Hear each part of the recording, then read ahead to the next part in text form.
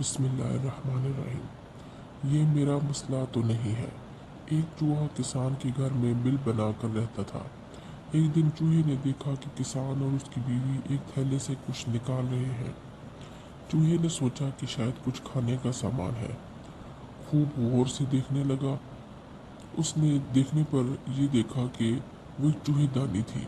खतरा भांपने पर उसने घर के पिछवाड़े में जाकर कबूतर को ये बात बताई कि घर में चूहेदानी आ गई है। कबूतर ने मजाक उड़ाते हुए कहा कि मुझे उससे क्या, मुझे कौन सा उसमें फंसना है। मायूस चूहा ये बात मुर्ग को बताने गया। मुर्ग ने भी मजाक उड़ाते हुए कहा, जा भाई, ये मेरा मसला नहीं है।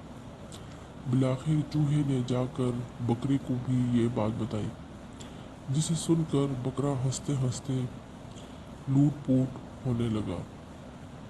यहाँ तक कि उसने भी कहा कि जाओ, ये मेरा मसला नहीं है।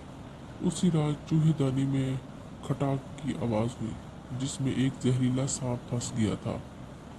अंधेरे में उसकी दुम को चूहा समझकर किसान की बीवी जब उसे निकालने लगी तो सांप ने उसे डस लिया।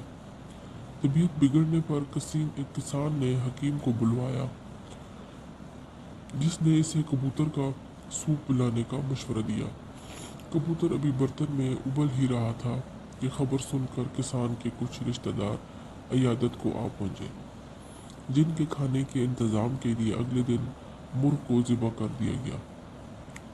कुछ दिन के बाद किसान की बीवी मर गई, जिसके जनाजे और ताज़ियत पर आने वालों की ज़ियाफ़त में बकरा काटने के अलावा और कोई चारा ही ना था।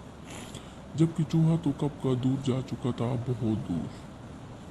लिहाजा अगली बार अगर कोई आपको अपना मसला बताए और आपको लगे कि ये मेरा मसला नहीं है, तो इंतज़ार कीजिए और दोबारा सोचिए कि कहीं हम सब ख़तरे में तो नहीं हैं। क्योंकि अगर समाज का एक हिस्सा, एक तबका या एक शहरी भी ख़तरे में है, तो यकीनन पूरा मुल्क ख़तरे में है।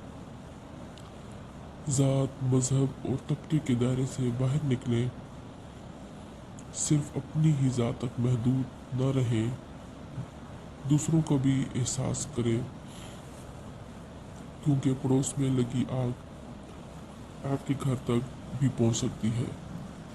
सब दोस्त इस बात पर गौर करें। तहरीर पसंद आई हो तो चैनल को लाजमी सब्सक्राइब करें। शुक्रिया आपकी समातों का और पढ़ने का।